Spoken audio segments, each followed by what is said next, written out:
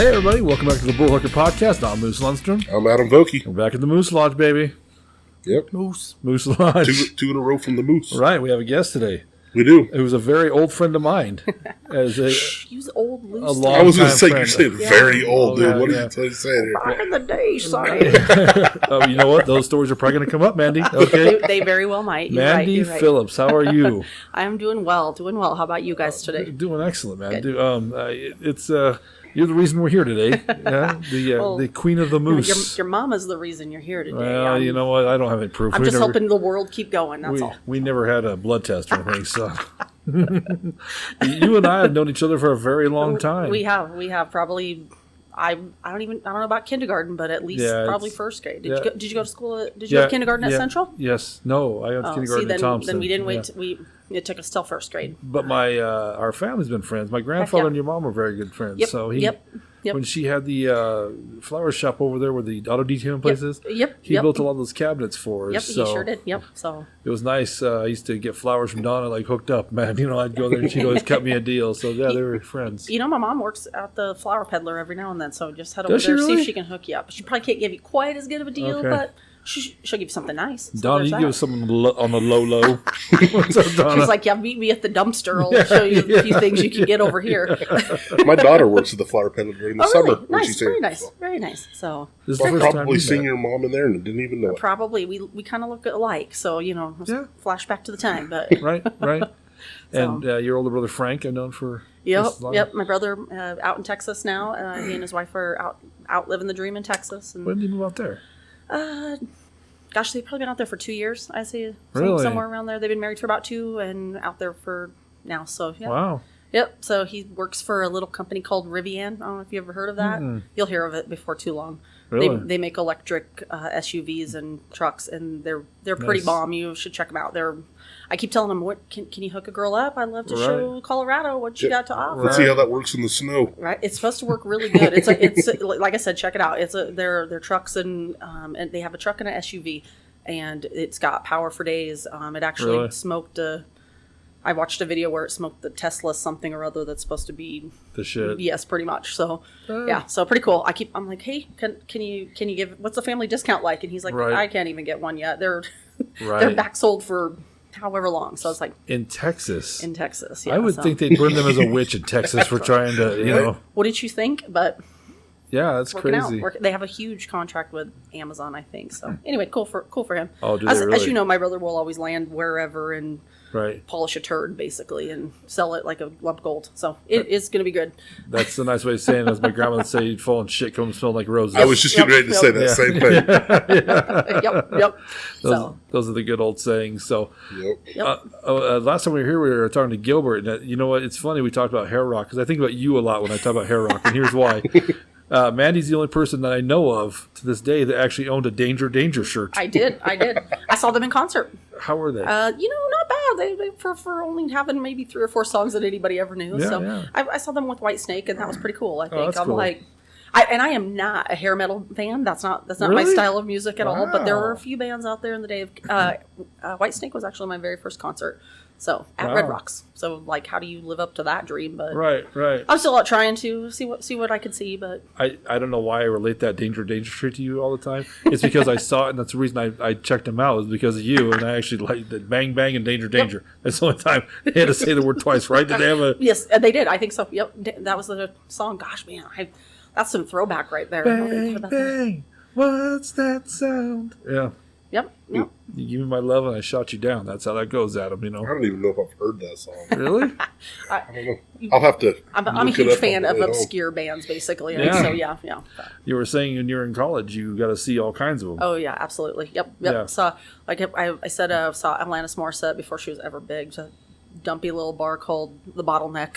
So I wonder if that place is still open. I haven't been to Lawrence for a really long time, so no idea. But we saw Jewel in that same time frame. Like some of my college roommates and I were like, let's go check this out. And she was pretty cool. And so yeah, just lots of little up and comers, some bands that were really good and some that never panned out, and some I still like. I saw a band called 7 Mary 3, and I'd still go see them today.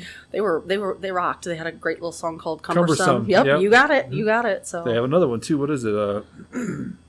Oh, you'd have to ask me once I'm thinking about it. Of course. I won't remember it. But you've heard of Cumbersome, I guarantee it. I had that rock shirt too, with the 7 and an M and a 3 on it. So.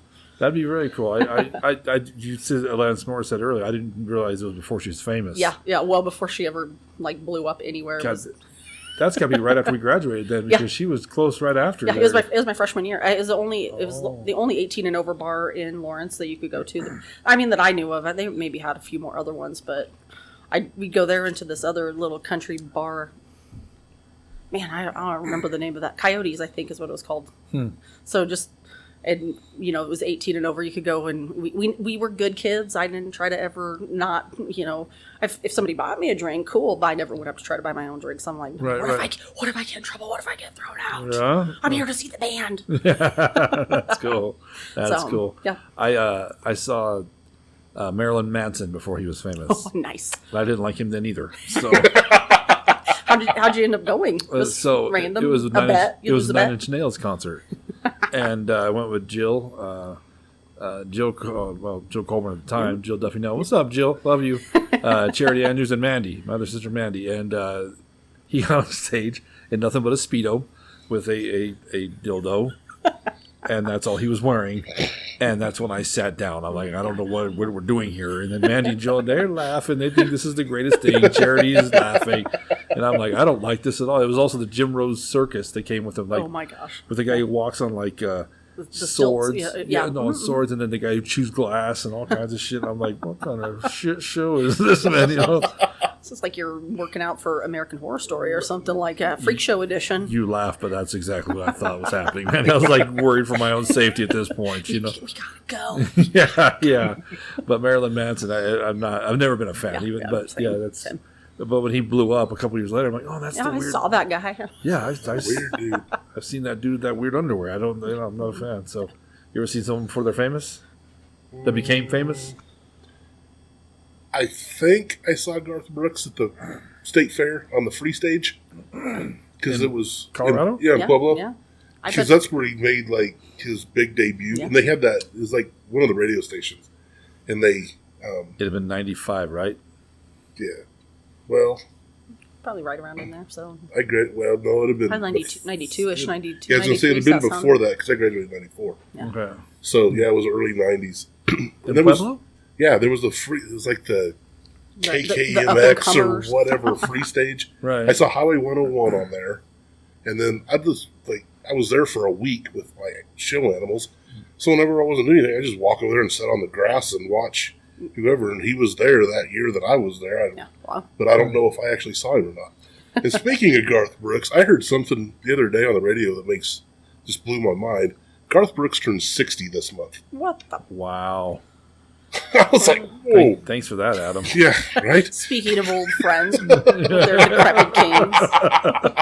The club I worked those at, are old friends in low places. Or just yeah, that'll be the remake. Yeah, the remake. I have old friends in low places. That's a very morbid song to say. Old friends in low places. That's like that's what I'm saying. It's the remake. They're all dead. They're all dead. That's on the last one. That'll be the video. Heading to all of the. That's horrible. So morbid. Horrible. Great. I'm going straight to hell. I knew it. It's all right. It's cool. It's fine. The club all my friends will be there. Yeah, the club I worked at Pueblo was telling me that Garth Brooks was there the year before I started. So I started there in '96, but maybe he came back twice. I don't know. Yeah, because that's why when he started his tour, the State Fair was one of the first places that he toured or was concert. I believe it there because that's where he got his big break, was playing that free stage. Yeah. Wow. I believe it there. There's a rumor, and I don't know. You'd have to ask the right people here in Brush, but back when we used to have the concerts at our fairs or whichever it was, he was an option for us to get, but he was just a little bit too expensive for us. But he was he was right in, they were just like, I don't know if we can pay that much, and I think we ended up with Earl Thomas Conley or some shit like that. You're like Frank Jones. Yeah. No, we used to do good. Remember, we used to get we had Diamond Rio here before. Yeah. We had Chris Ledoux. We used to do all right with some talent, and. Right. I think he was just a little outside the price range, probably in the next tier, and they're like, let's just get this guy. Right. The old folks will like him. We'll catch him on the way back down in a few years. Yeah. Exactly. It's been 30 years. We'll get him at Bob Stock, don't worry. Could you imagine the amount of people that would show up to see Garth Brooks? For free? for free. So the amount of people that show up to Blue Oyster Cult. And who knows that group?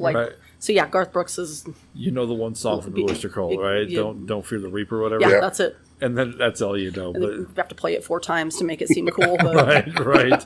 Vanilla Ice still came. Vanilla Ice to come, but he also played Ice Ice Baby multiple times. Did he really? Yeah. What else did you have? Right, exactly. Exactly. He had a DJ that would one more time. One more time for the cheap seats, which is all of you. Yeah, because you're free, slackers. Who was supposed to come to Slack? Tone Loc. Yeah, he was here this last time. I'd go watch Tone Loc. Yeah. I mean, play Funky Cold Medina and get off the stage, man. That's, and Wild Thing. Yeah. Right. We are at the Moose Lodge. I forgot to bring some of this up. Let me stop right now. If you're now the first time watching the Bullhucker, what the Bullhucker is, it's a podcast where we bring a guest on, Mandy Phillips, my longtime friend. There you go. Thank you. I mean, I got a lot of grays, so we need to talk about them. Come on, bud. I tried to pass this off as blonde Swedish hair. There you go. Nice. It's taken over, so it's gray. I had gray too, but I shaved before I got here. So. Yeah, I bit that bullet. It's all the wisdom. It's just a ton of wisdom in the room right now. Someone got mine. So, but what we do is Mandy's going to tell us 3 stories about her life. 2 are true, but 1 is not. It's either borrowed, partly made up, or all the way made up. So, Mandy, without going into any great detail, what is it? Is it partly made up, fully made up, or borrowed? It is partly true, partly made up. Okay, so we'll say partly made up. Yep. Okay, cool.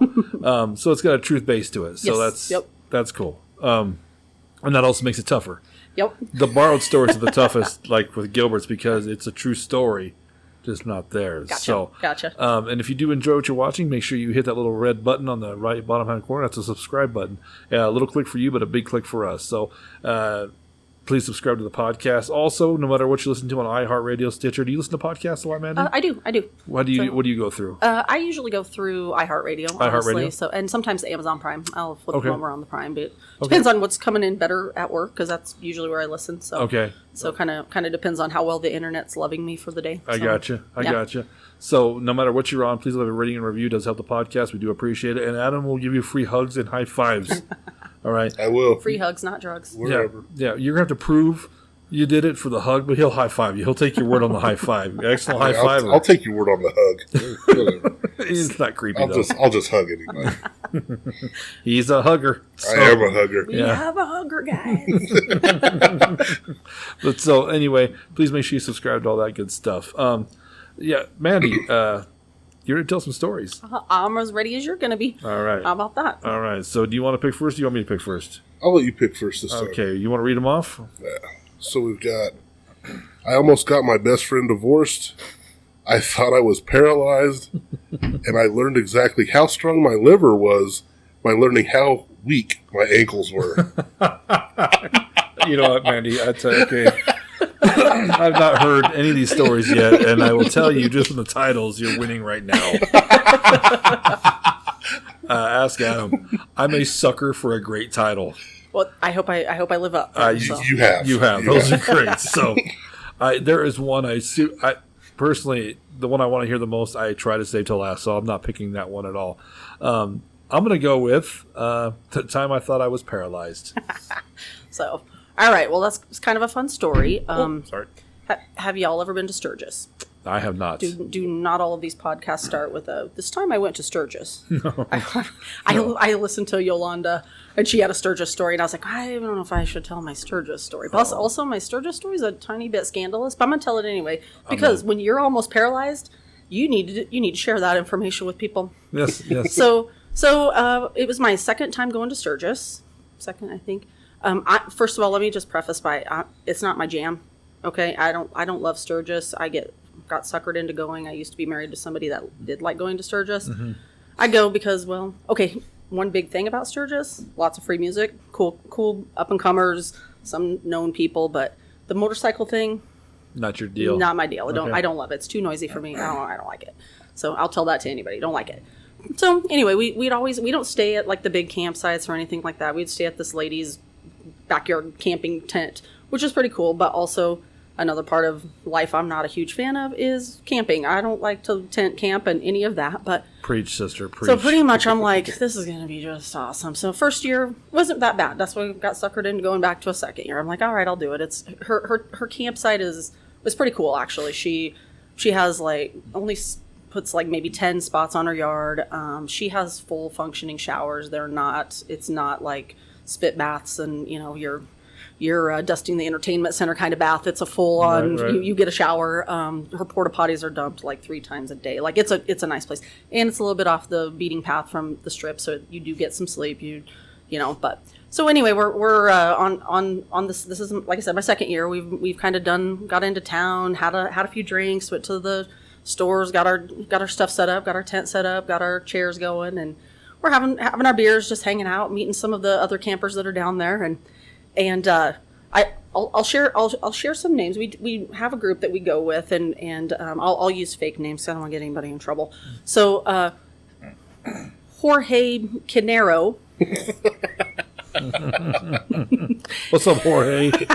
Hey, Jorge. That's what we actually say. But anyway, so he's one of our friends. You know George Kenner. He won't care that I said his name. So anyway, he brings with him on this camping trip. If this story has George in it, oh shit! You laughed. You said Jorge Canero, and I didn't catch the George Kenner part of it. So me neither. I was like, you actually did fly under the radar with that, Mandy. Nice. So, okay. Nice. So anyway, we're there just telling stories and getting a little baby beer buzz going for ourselves. And there's a few people from, I think they were from, I don't know, maybe I don't really remember where the one couple was from. California, pretty hippie group. They were like freewheeling, and he was like, "Oh, go ahead." He's telling his wife, "Go ahead and do whatever you like," kind of thing. I'm like, I'm not doing that. Just so you guys know, that's not my jam either. Right. So having the beers, whatever. Well, my friend Jorge gets out the medicinal marijuana. George. Right? I was like, oh, okay. Well, you know, I have had an edible in my life before. I just want you guys to know that I'm not that much of a stick in the mud. So I was like, okay, cool. That's coming around. But I'm a long ways away from where the apparent instruction is being told about the quantity to which to take. Yeah. So I don't know if you ever had we'll call it a gummy bar, not of medicinal marijuana, but they're all scored out like in these 1/2-inch squares of, you know, edible marijuana. What do you think the serving size is? The squared out 1/2-inch square, right? Yes. Why would you square out the square if that's not the serving size? 10 milligrams. Nope, that's not the serving size. Really? Like maybe a quarter of that is the serving size. No, I take the whole square.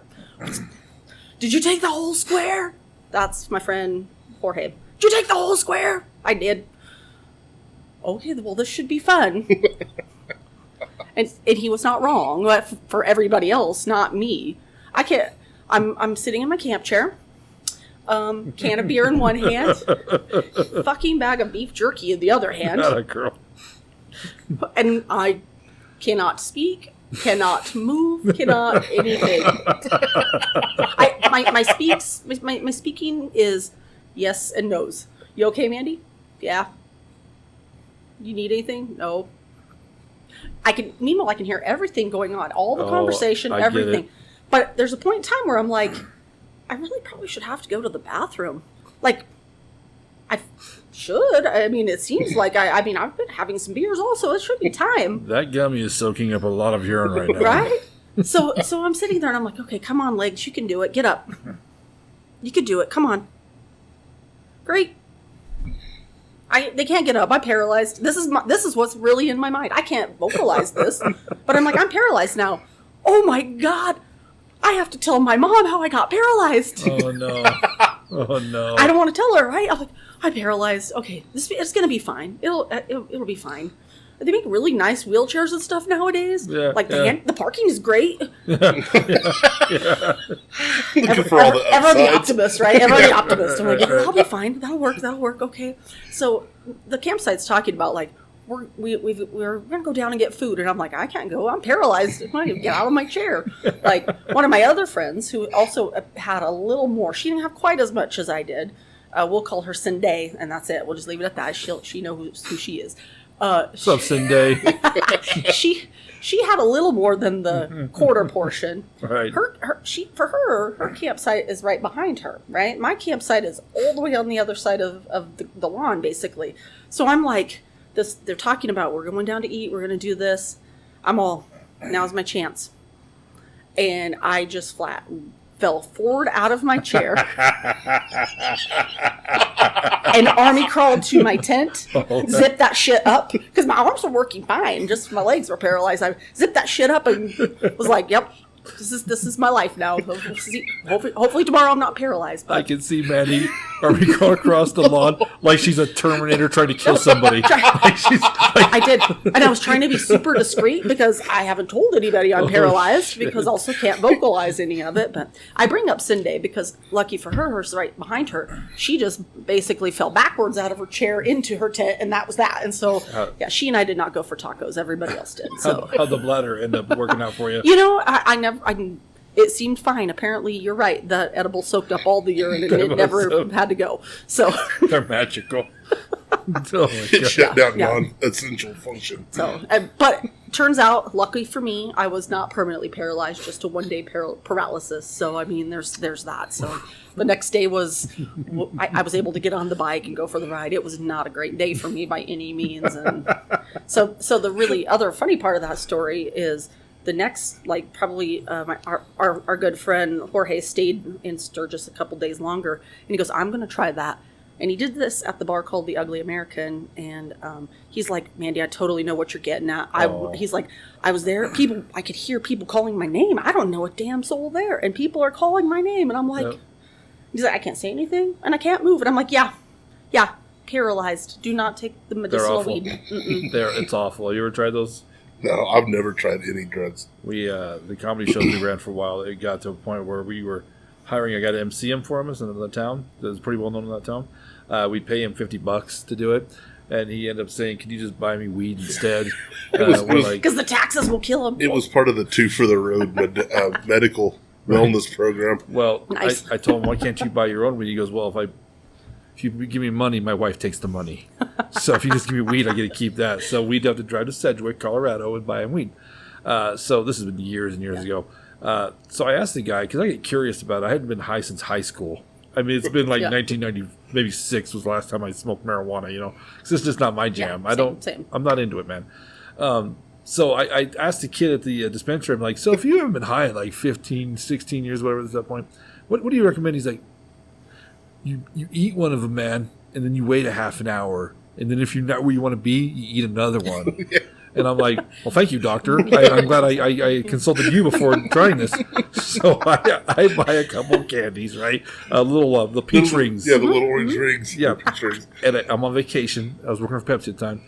And I was shampooing my bedroom, so I had my mattress out in the living room, and I was playing Madden, you know what I mean? Because that's what I do on my vacation, because I'm a loser. And our friend... You went on vacation for the Madden tournament. You're a professional. Yeah. Just don't go with the losers. Yeah. You got to work on your stories. That's a lie. He's an amateur gamer. Yeah. So our buddy says, I want you to call me when you're high, because I bet it's hilarious. I'm like, I assure you it's not. I'm like you, Mandy. I just shut up. It's crazy. So I said, fine. I eat one, and nothing happens. My dad's a huge pot smoker. Maybe I'm immune to it, my mutant power. So I call him, and I'm like, I don't feel nothing, bud. And he's like, eat another one. And that's the last thing I remember. Dude, I remember at one point in time I was playing Madden and I stopped, and I don't know how long I was staring at Joe Thomas's picture from the Browns for a trade. But then I was like, I looked up and it's like, Tuesday. I don't know. It was, dude, that shit's horrible, man. But you know what? You don't care about anything. Right? There was that. Except for the fact I internally cared I was paralyzed. I'm like, that's true. This is going to be so bad. I'm going to have to find a new job. I have to go upstairs. There's no way I can get to where I work now. So it's awful. But I mean, when I got high in the 90s, it was at a Wendy's with ditchweed. I mean, so it was nowhere close to potent like this shit. Yeah. Those things. Yeah. Yeah, and I was going to say, like, that was the medicinal version that I never had experienced that. And again, I'm not a big pothead. I just have a couple friends that every now and then they would talk me into it. And, right. And, I was like you, the first time we did the half because we took the instruction from the guy. I'm like, okay, we'll do half. I'm not feeling anything. Right. Have another one and got a little giggly. It took me, what I felt like was 10 minutes to get home, and my friend actually told me it took me more like an hour and 10 minutes to get home. Yep. I thought the world was just flying by me. It was not. So you were in the Millennium Falcon jumping along the hyperspace. Yeah. That's although I did think it was pretty fun going to the pot store. If you've ever been to the pot store, but it's like a doctor's office, and like you have to give him your ID, and you sit in this little waiting room, and you finally get to go in, and so the lady's explaining the stuff, and she's like, and the only reason I can remember it because it's a hilarious way to remember the two differences of the marijuana. Sativa brings you up. The one that takes you down is indica because you're going to be in the couch. That's exactly how the salesman, how my doctor described it. That's accurate. Yeah. You're a trained professional. Yes, my trained professional. It's funny in Cedric that when we walked in, they get your ID and you're from Colorado. You're golden. We were the only Colorado plate out there. Nebraska, Iowa, right? Everywhere. And Kansas. It was crazy. There was a lot of old folks in there, like old couples, and that's cool. Well, God bless them if it helps them, you know what I mean? But it was nuts. But they take them into rooms like, this is illegal where you're from. If you pass state lines, you are now trafficking. You're gonna, it's a federal offense, and because you have to throw some out at one time. Yeah. So he gets these rings, and he gives me a couple of them, and he's like, now make sure your girls don't see these because they're just think they're candy. So I like put them in this container inside another container inside another container type thing, and they're in the console of my pickup. Totally forgot they were in there. So a couple big old potheads in this room for sure. I'm cruising over to a job site by Kansas City, and I'm going through Kansas. I'm on I-70. I see this sign that says, "Drug enforcement ahead, canines used." And I could see red and blue flashing lights. And I'm like, oh, fuck. So there's a dude next to me that I had just met that morning because he was a new guy. I was taking him to the job site. He's asleep. So I'm like trying to get my console open and get the container out of the container out of the container. Putting him in his pocket? And I roll the window down and I throw him out the window. So I get up to these red and blue flashing lights, and all it was red and blue flashing lights on a post. There was no cops, no dogs, no nothing. There was a sign. There's somebody back there flashing taking the drugs, like 100 yards down there. Yep. So the next day, they probably went and cleaned up a ton of pot next to that sign.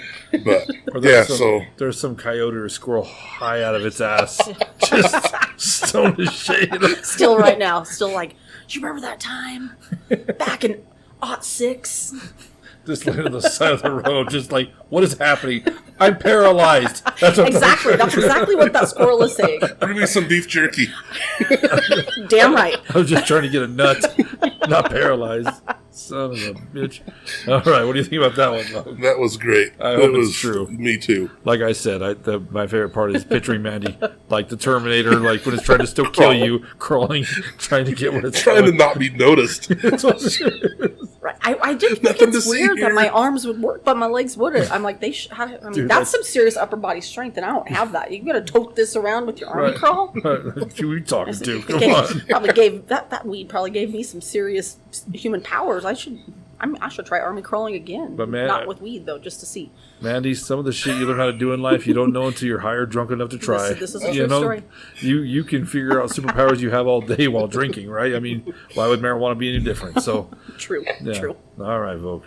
All right. I'm going to go with the time I almost got my best friend divorced because I know Moose wants to hear the other one last. That is the one I want to hear. Oh gosh. So, not a weed story, but a drinking story. We'll go with that. So my friend and I, it's Labor Day weekend, and we're like, she has the Friday off, I have the Friday off, and I also have the Monday off, and she does as well. So we're like, we just kick out of town. We go let's go to Brighton. Let's go check it out. Let's maybe do a little bit of shopping, whatever, and go to Chili's and have the Presidente margaritas, like more than we probably should have had because they just keep bringing them to you if you're you got your card open over there. They're like, take her another one. It's a Friday afternoon. Moss. Yes, Moss. Just fine. Just give them to them. So we're having a good time. Whatever. Well, conversation comes up. We should go to Vegas. We got a long weekend. Let's go to Vegas. Oh, no. And I think it starts out as a dare for us. Like, I'm like, okay, let's go to Vegas. You want to go to Vegas? Because I think she's not serious about it. And I'm like, let's do it. So she has the thought. I don't think Mandy's serious, but we're basically having a stare off of who's going to cave that we're not really going to Vegas. We go to Vegas. we in the meantime, so we have a friend looking for some flights for us because we're not around the computer or anything like that, and plus that will cut into some drinking time for us. So we've got to, we get us where we need to go. Figure out. We end up at Buffalo Wild Wings having some dinner and whatever. And this is how I know going to Vegas was probably a horrible idea because my best friend gets cut off at B-dubs. I'm like, I go to the bathroom and I have no idea what she has said to the bartender or to our server. Yeah. Gordo, was his name, Gordo, not Gordon, just Gordo. So, and he's not a chunky kid. Okay, this is just a tall, like white, average dude, right? So, I come back to the table. She's all, "We're cut off." I'm like, We're cut off. Like, we've had a beer here. How did we get cut off? I went to the bathroom. But are we cut off from everything? Like, I don't get my wings either. Like, what's this weird shit? Exactly. You know what? It wasn't a weird. It was a she's cut off because he came back to the table. He's like, well, "What else can I get for you?" And I'm like, "I'll take a Guinness." Boom, got a Guinness. Like, I wasn't cut off. I'm like, I'm not cut off. I don't know what's going on over there. What'd you tell him? And to this day, I still not even 100% sure what she told him. But so anyway, our friend says, "Yep, got you going, got you good, whatever. Go get to the airport, but you got to be there by 10:30." I'm like, because we took the red eye there. I'm like, "Okay, we're there. We made it." Don't even ask him.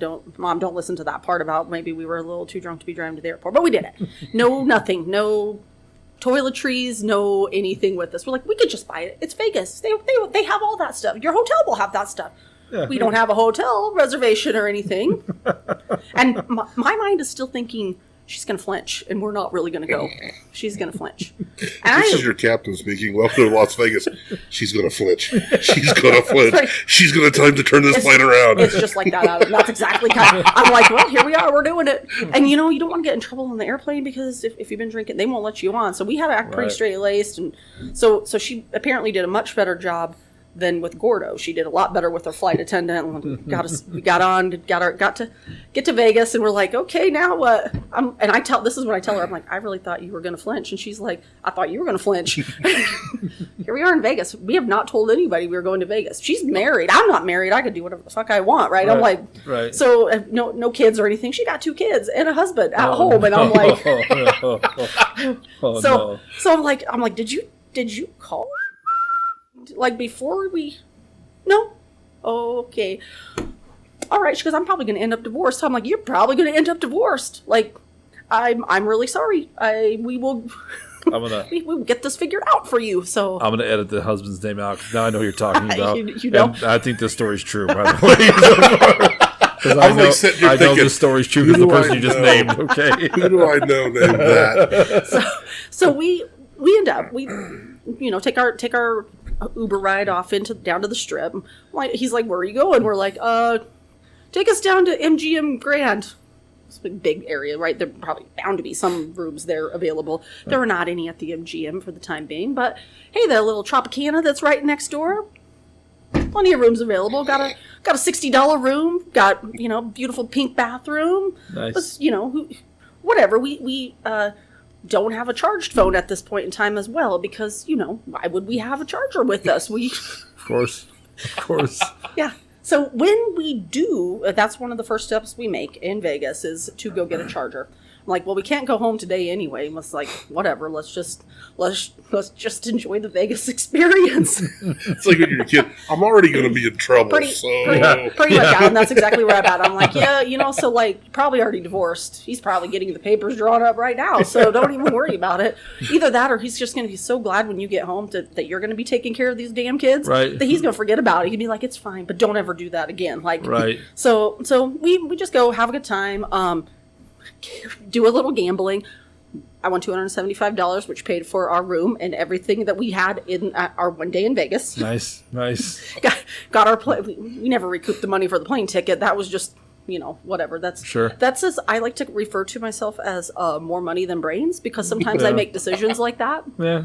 Like I want that. I bought myself this massive margarita maker. It was like a $600 margarita maker because I need that. I need to be able to.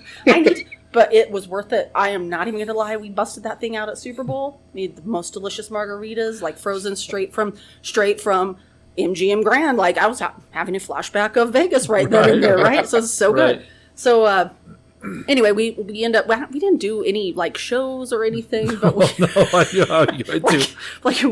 and I'm really still to this day slightly curious how we ever got on the plane to begin with, and consider we have no luggage, no nothing. We are just. About what year are we talking here?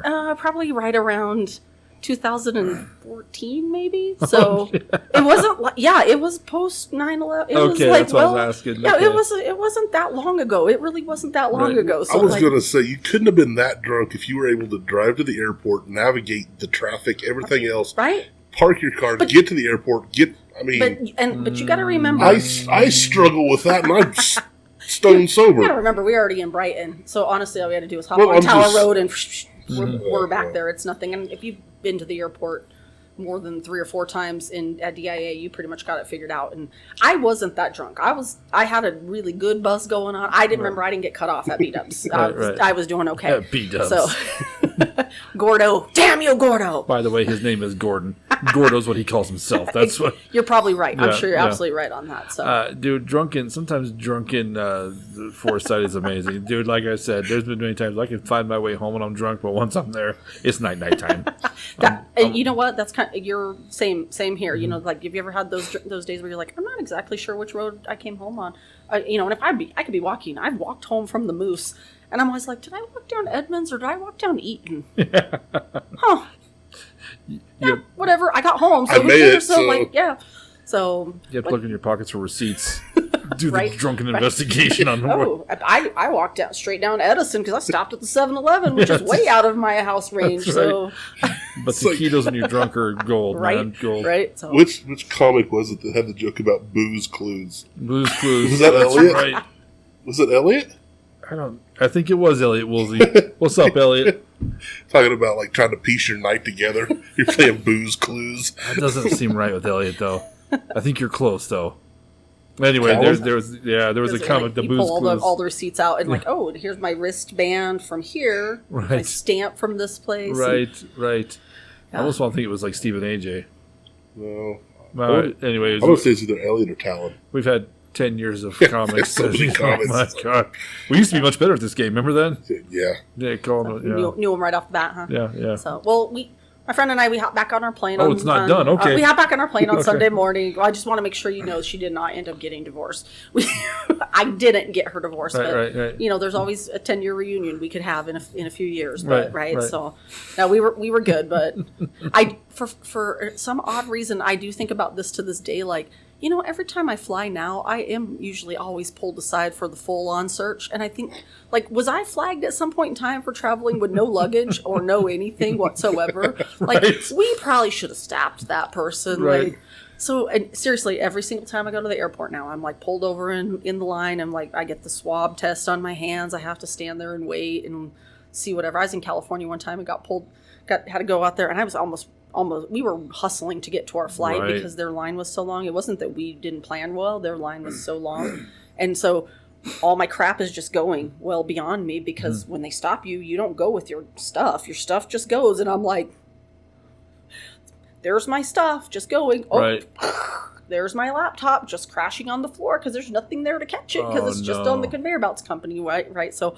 and the lady has the nerve to tell me, well, I'm sure it's because your pants are so baggy. And I'm like, lady, you could not even get 2 fingers in my belt range because my pants are so fucking tight right now. Because all I've been doing is eating crap food the entire time I have been here. Right.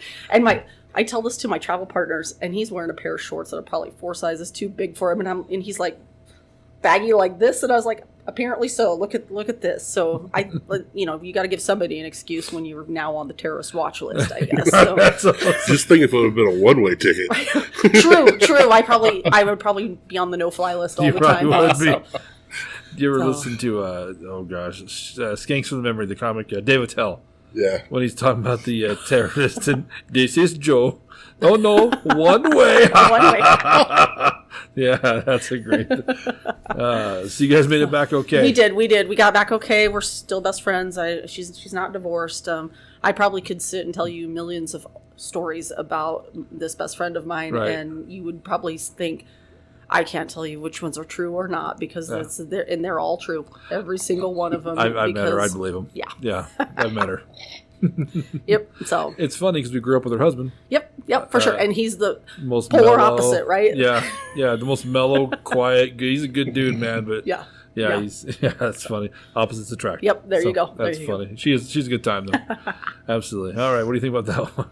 That was quite the story. Yeah. So I always wonder if that's a trap one. I know, right?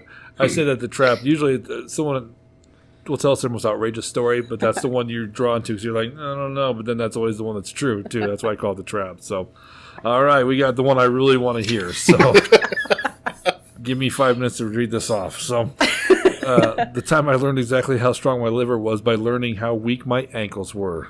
Yep. So when I refer to how strong my liver is how much good drinking I can do and still be upright on my bar stool kind of thing. Yes. So I had to learn that one summer, probably about, I'm looking at like 12 years now, maybe 10 to 12, somewhere there. I try to block it all out. So I'm with you. So I was on vacation. This is summertime.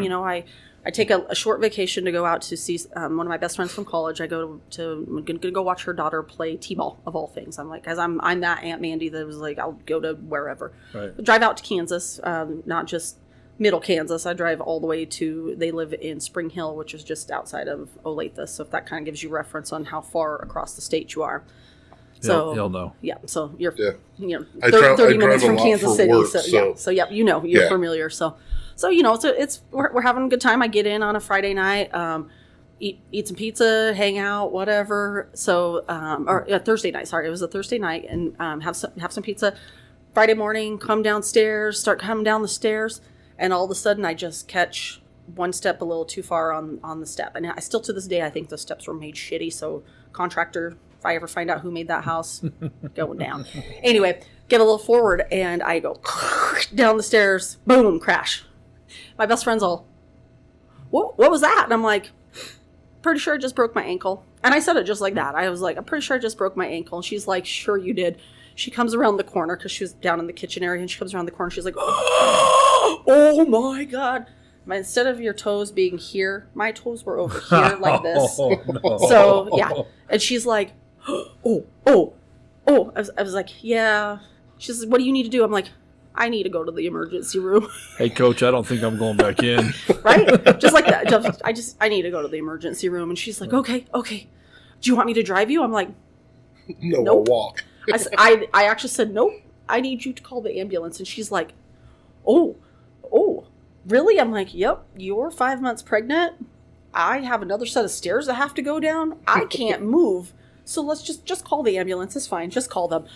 And then she's hilarious because she's like, oh, I'm so excited. I don't know which ambulance will come. And I'm like, what? She's like, we live on the county line, so I don't know if it's going to be the Johnson County or the Miami County ambulance that'll be here.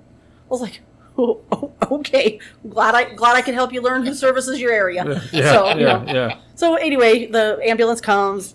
I get these two guys that are like a quarter of your size, both of them. Like just these little sticks, and they come in and they're like, so did you hurt your head? What the fuck? Do you not see this? I didn't hit my head. I'm fine. What about your arm? No, my arm is fine too. Why would my arm be a problem? Well, you might have reached back and grabbed the thing. Do you think if I had reached back and grabbed the rail, I would have done this? Yeah, ankle bone's not connected to the arm bone. Yeah. So no matter what the song says. Yeah, so I was like, no, just this is the problem. This is the only problem I have, Well, meanwhile, my friend runs her daughter, the one I'm watching T-ball, goes to school and takes her into the daycare, preschool, whatever it's called. And I'm at at her house by myself with them, and they're like, well, they try to bring this cast to cram it on, whatever. And I'm like, that's not going to work. But I said, I can't move any of this. I don't know what you are not understanding here, but I can't move anything. And they're like, oh, okay. I was like, we have to stabilize it before you can leave. And I'm like, before we can go, and I'm like, okay, do you have like a pillow?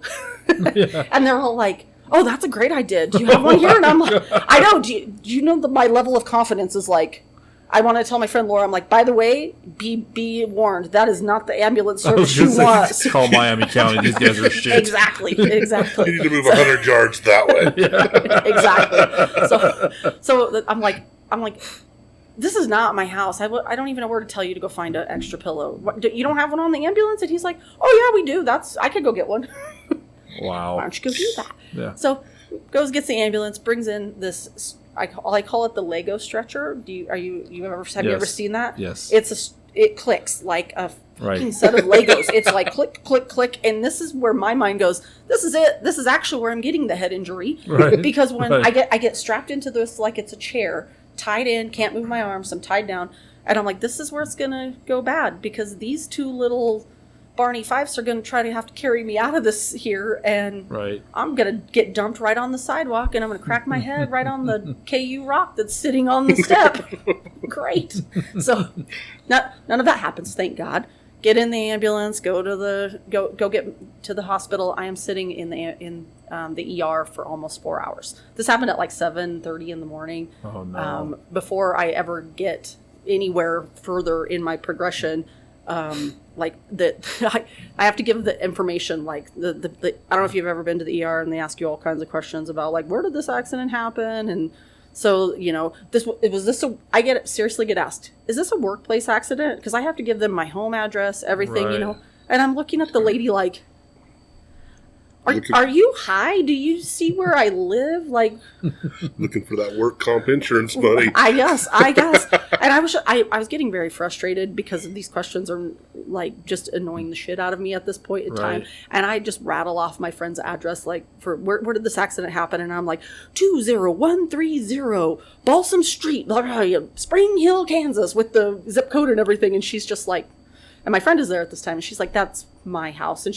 she was like, okay. I'm like, why do you need all this information? I have given you everything. I give you the insurance card. Go get going on stuff. And so if the x-ray tech comes in, does her job. She's trying to cram this x-ray board underneath my foot and keeps catching the pillow. I'm like, this fucking pillow is the death of me, right?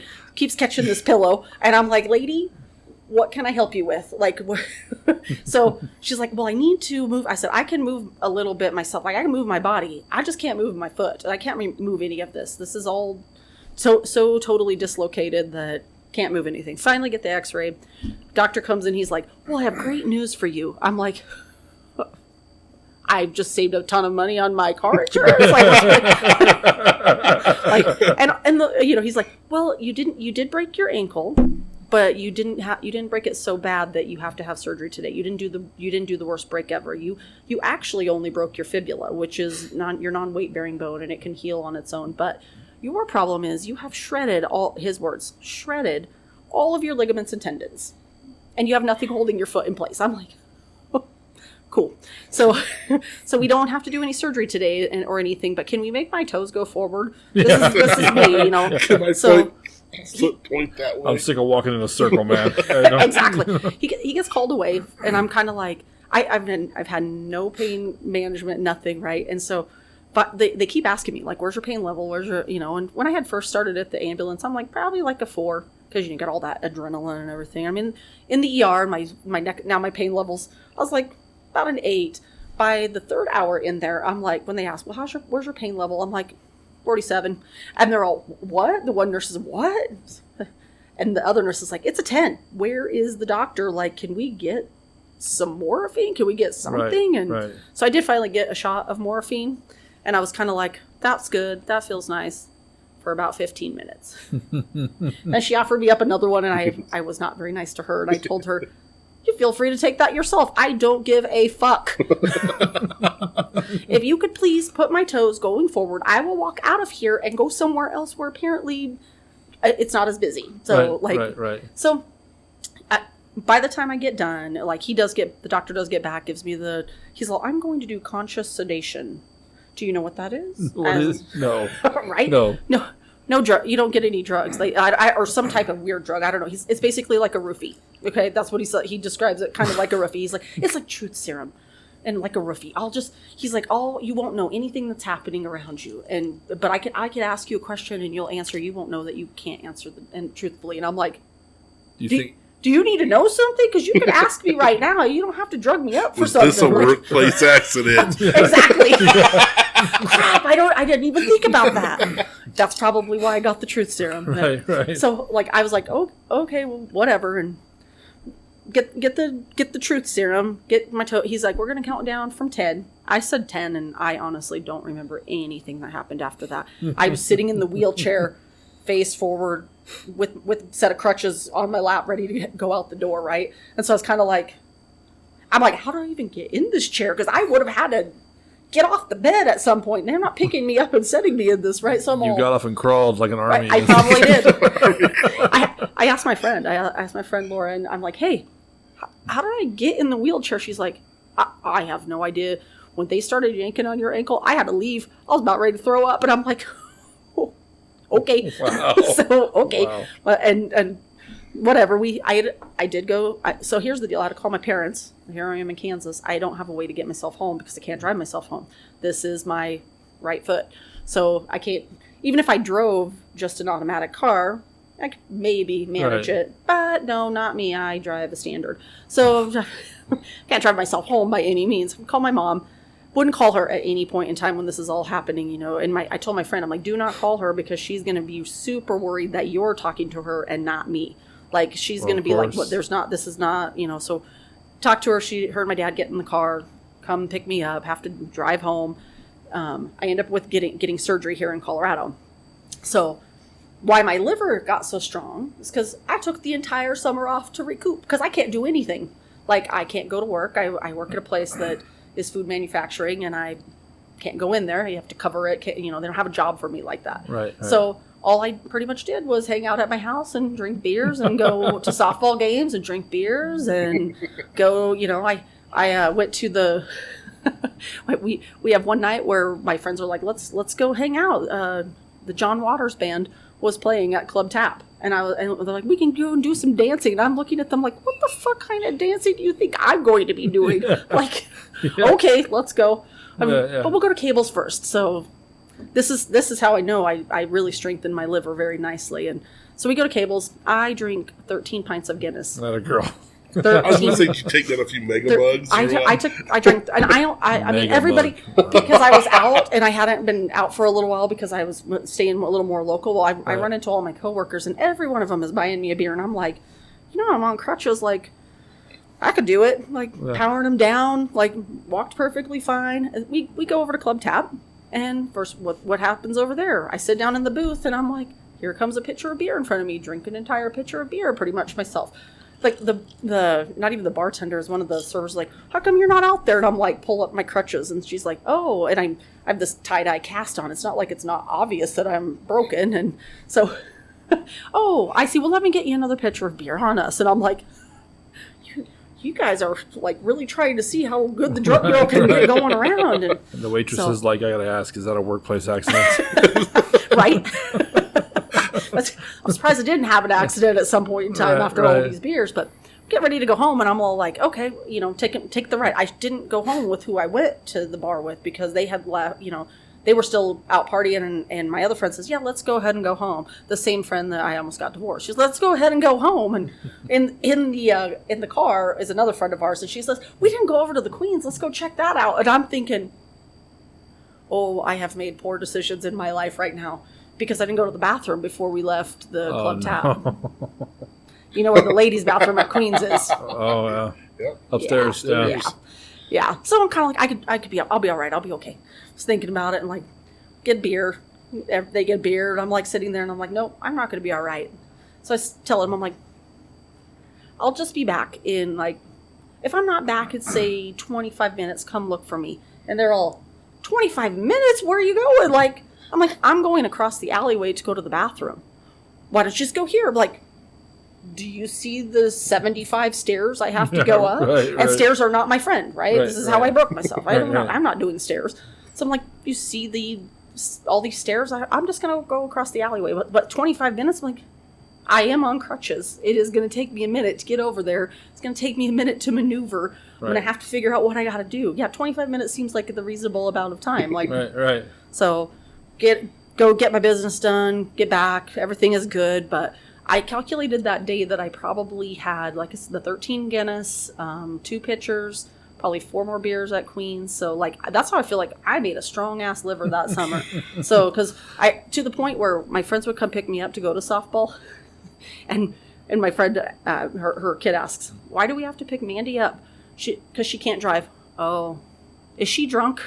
at least she didn't say drunk again. Yeah, right. And my friend's all, no, maybe. And that's exactly what she said. She was like, well, I don't think so. She might be, actually. I don't know. I did. And the great thing is, I had the whole summer off, and we joked before I went on this little vacation, and I hardly ever would take vacation. We joked about, like, what would you do to not have to work the whole rest of the summer? Like, what would you break to not have to work? And, like, my one coworker is like, I break my tailbone. I'm like, oh, hell no. I want to be able to sit down. Like, have you ever hurt your tailbone in any way, shape, or form? Like, no, I'm not doing that, you know. And I was like, nope, not me. And my other friend's like, I think I tried to just break my leg. And I was like, yeah, but you're going to be really dependent upon people if you do that. Yeah. So, like, well, what would you break? And I'm like, I just try to break my collarbone. I feel like that's a good break, but not. No. You can still do a lot of stuff, Larry. Yeah, like, you hurts. drive. I understand that, but so I was like, I just break my collarbone. I should have never said to break anything. I should have just been like, I don't want to break nothing. So now we never joke about that, because I had to call my boss. I'm like, hey, so you know how we were joking about breaking something? She's like, yeah. And I said, I broke my ankle. She's like, you did not. And I'm like, no, I really did. I'm driving home now with my parents, and she's like, oh my God, yeah. So that whole summer I just drank beer, and I had a full paycheck the whole time, so that's probably why I could still live the lush life of drinking and whatever, because I got to use all my sick time at work and everything, and so I was just like, I felt like one of those rich, privileged kids that are getting chauffeured around by their friends and, like, trust fund, baby, flashing their bucks because they're like, whatever. Yeah, that's exactly it. I need to go back to that. Like, maybe I should break something again. So nice. You know, it's funny. It doesn't hurt. Like, in 2007, I bought my house in 2006, so I had that year a New Year's Eve party.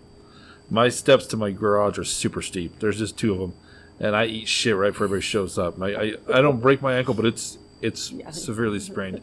But as I get shittier and shittier drunk that night, it doesn't hurt as bad. Like, so I'm walking around on it, man. I woke up January 1st. That's when Darren Williams got killed for the Broncos. Remember that? Uh-huh. And I was reading it. I was watching on TV, and I get out, and I step on it, and my God. Zing! I scream like a little girl. Brandy comes running in. Like, what's the matter? I'm like, hey. Okay. She's all, yeah, you did that last night. Do you not remember? No. You think I stepped on it if I were to remember? She's like, look at you crying. Well, I'll call the gynecologist, Larry, and see if we can get you in, bud. Nice. Nice. When I tell my friends, like, this happened, the first question they ask, were you drunk? I'm like, I love it. It was 7 a.m. Why would I be drunk? Okay, like, were you still drunk? That's the next question. So were you still drunk? And I'm like, I'm at my friend's house with her one small child. Her husband is currently deployed. She's pregnant. Do you really think I'm getting hammered with her 5-year-old? Like, no, I played some soccer in the yard and we ate some pizza. That was the extent of it. I'm like, no, I wish I was drunk. I probably would not have done this had I been drunk, but... They were like, quit avoiding the question, Mandy. Were you drunk? Fine! You can't handle the truth! Yes, I was. Presidente Margarita's my ass. All right. What do you think about that one, Vogue?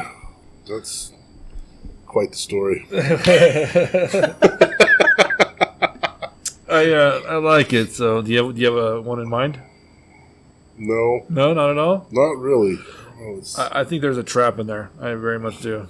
I kind of agree. By the way, you 2 have met before, right? I think so. At your wedding. Yeah. Yes, because he showed up. Mm-hmm. It was at the Queen's house. You got there late. Yeah. You just showed up to hang out. You had to work or something. I DJ'd it. Yep. You ended up showing up. I don't remember that. But there was outside. I'd like to not remember that. not you showing up, but you know the whole. There's not. I never drank at weddings. There's 2 I've drank at in my life. Connor's, because he forced me to, and yours, because you forced me to. It's because we're old friends. We're longtime friends. Longtime friends, thank you. Longtime friends. We had it inside, and the DJ booth was pointed. It was supposed to be a dance floor, and then it ended up going outside. You showed up for a little bit, yeah. But by the time you got up, I was trying to talk you into DJing. Like out in the country? Yes. Down I 71. I kind of remember that. Yeah. It was a good time. It was a good time. I don't regret any of it. Like I said, whatever. It is what it is in the past. So I think my marriage had a lot of bullhucker about it. Let me just say that. Let's leave it at that. A lot of them do. So, all right. Well, Mandy, we're going to rock, paper, scissors to see who has to pick first. Okay. How do you rock, paper, scissors? I do 1, 2, 3, shoot. Damn it. All right. You do it the right way. All right. Are you ready? Yep. Oh, I finally won! It's because I picked the right way. All right. So we got 3 stories here. We have the time I almost got my best friend divorced, the time I thought I was paralyzed, the time I learned exactly how strong my liver was by learning how weak my ankles were. All right. So, usually I go number 3, the time I learned exactly how strong my liver was. That's got a lot of detail, but I'm thinking that that's a trap. I think that you added a ton of detail in that just to throw me off, because that's what I look at. We'll come back to that, though. The time I got my best friend divorced, since I know who it is now, I full on believe that story. So I don't doubt it at all. The time I was paralyzed, that was originally the one I thought. So this is tough. It's between those two. I think the time I got my best friend divorced is true, so I'm going to take that one out. I'm going to go ahead and stick with the time I thought I was paralyzed. That was the least amount of detail. It's funny. It's awesome. I feel that was one that could be easily flubbed, or added to. Right. But then again, this is so tough.